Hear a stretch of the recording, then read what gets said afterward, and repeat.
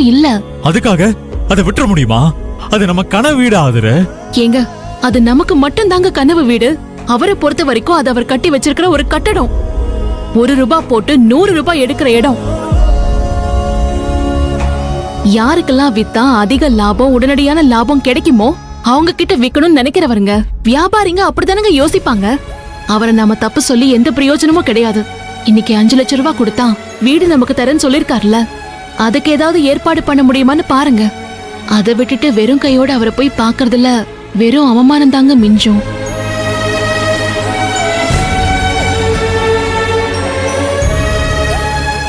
ஏற்பாடு பண்றது நான் 5 லட்சத்துக்கு எங்க போவேன்? யாருகிட்ட கேட்பேன்? யார் கொடுப்பா?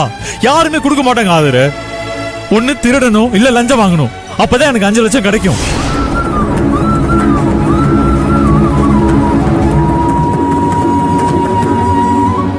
ஆமா ஆதுர, ஆமா, லஞ்சம் வாங்கினாதான் முடியும்.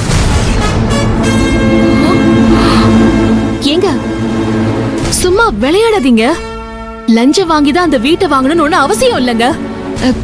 உளராதீங்க ப்ளீஸ். இல்ல ஆதுர, இல்ல, நான் உளரல, விளையாட்டுக்கும் சொல்லல. நான் முடிவு பண்ணிட்டேன் ஆதுர. ஏங்க, நான் சொல்றத கேளுங்க. கண்டதையே யோசிச்சு மனசு போட்டு குழப்பிக்காதீங்க. இல்ல ஆதுர, இப்பதான் நான் ரொம்ப தெளிவா இருக்கேன். எனக்கு எப்படியாவது அந்த வீட்டை வாங்கியே ஆகணும். எனக்கு அது அவசியம் தான்.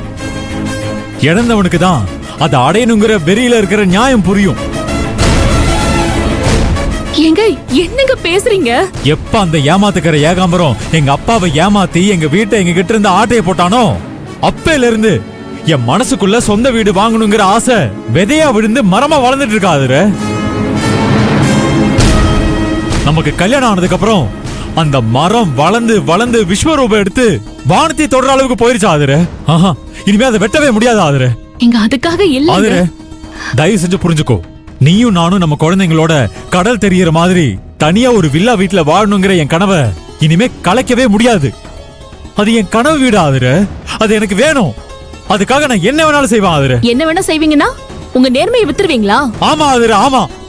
நேர்மைய நான் என் வாழ்க்கையில முன்னேறி மேல போறதுக்கு உதவுற கயிறா நினைச்சு அதை நான் பிடிச்சு தொங்கிட்டு இருந்தேன் இவ்வளவு நாளா.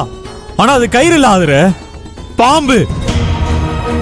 உடம்பு பூரா விஷத்தை வச்சுக்கிட்டு என்ன சாகடிக்கிறதுக்காக காத்துட்டு இருந்த பாம்புன்னு இப்பதான் புரிஞ்சுக்கிட்டேன். ஆஹா, இதுக்கப்புறம் நான் அதை பிடிச்சு தொங்கிட்டு இருக்கிறதுக்கு நான் ஒன்னும் முட்டாள் இல்ல.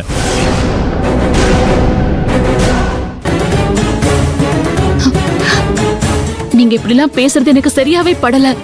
நீங்க ஒண்ணும் உங்களால சாதிக்க முடியாததுக்கும் நடக்க முடியாததுக்கும் ஆசைப்படல, கனவும் காணல.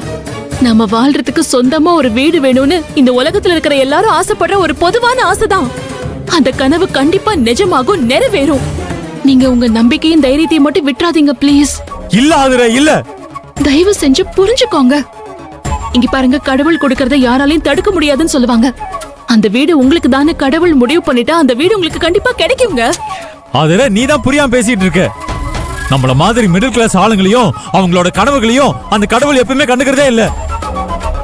நம்மள எப்பவுமே சாய்ஸ்ல விட்டுருவாரு. பணம் இருந்தாதான் இங்க எல்லாமே. நம்ம கனவை நிறைவேற்றுறது கடவுள் இல்ல ஆதுர, காசு பணம், அவ்வளவுதான்.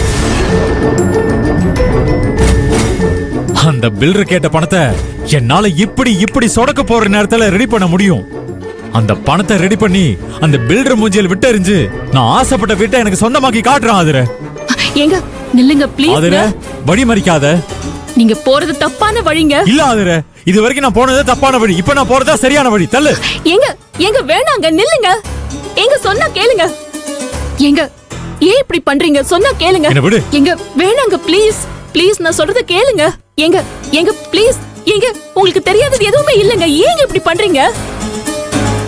உணர்ச்சி வசப்பட்டு எடுக்கிற எந்த முடிவும் சரியான முடிவா இருக்காதுங்க. ப்ளீஸ்ங்க, கொஞ்சம் நிதானமா யோசிச்சு பாருங்க. நான் சொல்றது உங்களுக்கு புரியும். விடு ஆதுர.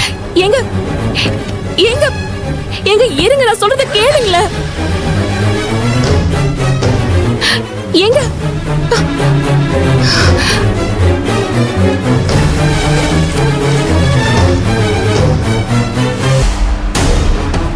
ஆதிரே, வாடகை வீட்டுல வாழ்றதுக்கே உனக்கு வக்கில்ல. இதுல பீச் ஏரியால உன் புருஷனுக்கு வில்லா வேணுமா? வில்லா அதுக்கு 5 லட்சம் கொடுக்க அவ லஞ்சம் வாங்குவானா? இது எனக்கு போதுண்டி. உன் புருஷனை வலையில விழ வச்சு உன்னை என் கால்ல விழுந்து கதற வைக்கல என் பேரு சத்யா இல்லடி.